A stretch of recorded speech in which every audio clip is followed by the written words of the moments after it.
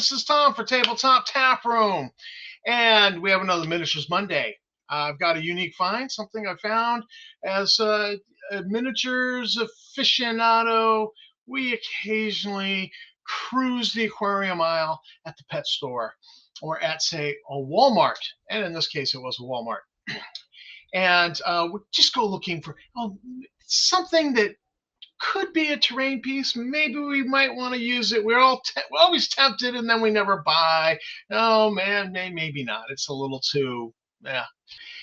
And I found something that's going to be great as a miniature for my game. Something I've wanted, especially when I first saw the Reaper Miniatures Colossal Skeleton figures, which are just, they're like this tall and massive.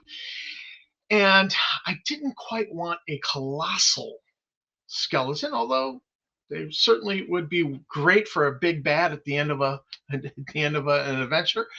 But I wanted just a giant skeleton, and I wasn't pleased with the offerings that I was getting. So with that in mind, let me just say thanks for watching the video. Thanks to my subscribers. You guys are great. And don't forget that like, subscribe, and bell icon that helped me build the channel.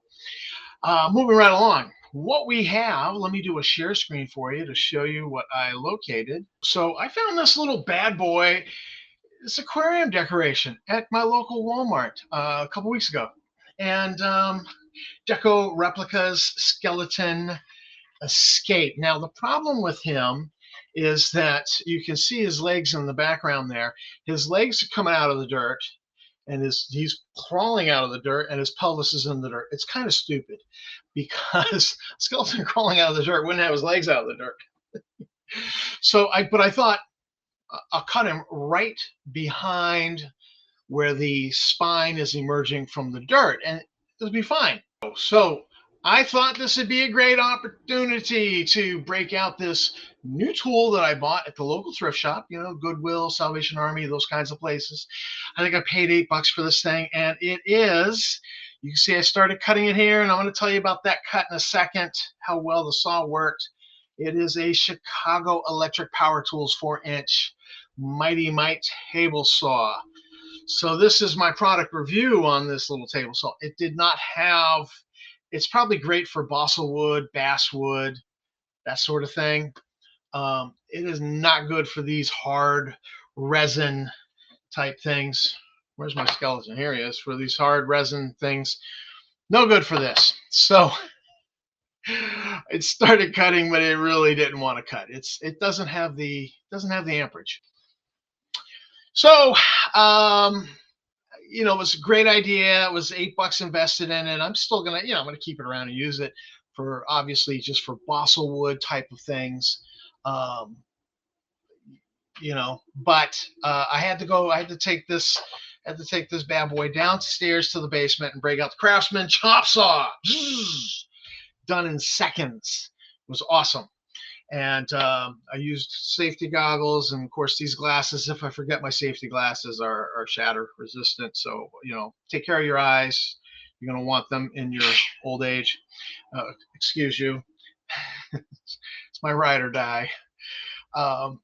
Trying to be quiet. It's so hard for a 3-year-old.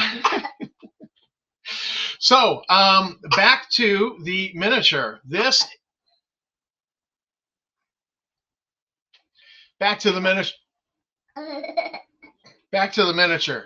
This is the end result of the. You're funny. Okay. So this is the finished result, and the base is longer than it is wide. I did measure and write those down. Huggy. This is my ride or die over here, and she's trying to sit quietly while Uncle squeezes in a video. It's not going well. So it's approximately, I wrote the numbers down. I don't have them on hand. And Pinky wants a hug. Okay, Pinky's got a hug. Thank you. All right. It's about 2 inches wide and 2.5 to 3 inches long. I'm okay with that for a base. We just fudge it. That it's a giant skeleton, and he's climbing out of the.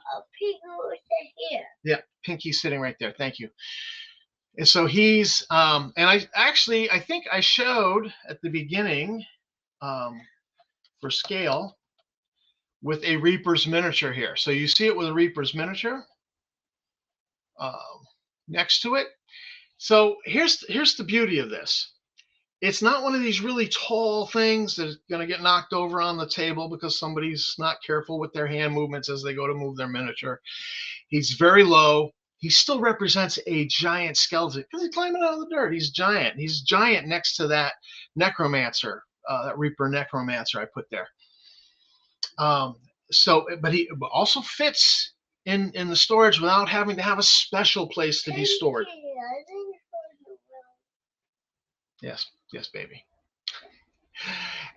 So this is, I love this. I am excited about this. Not even going to repaint it, but you could certainly modify the base and add a little extra rock and loose dirt to show that he's climbing out and it's disturbed dirt, maybe a little bit of grass or something there. But no, I like him as he is. Not going to repaint him.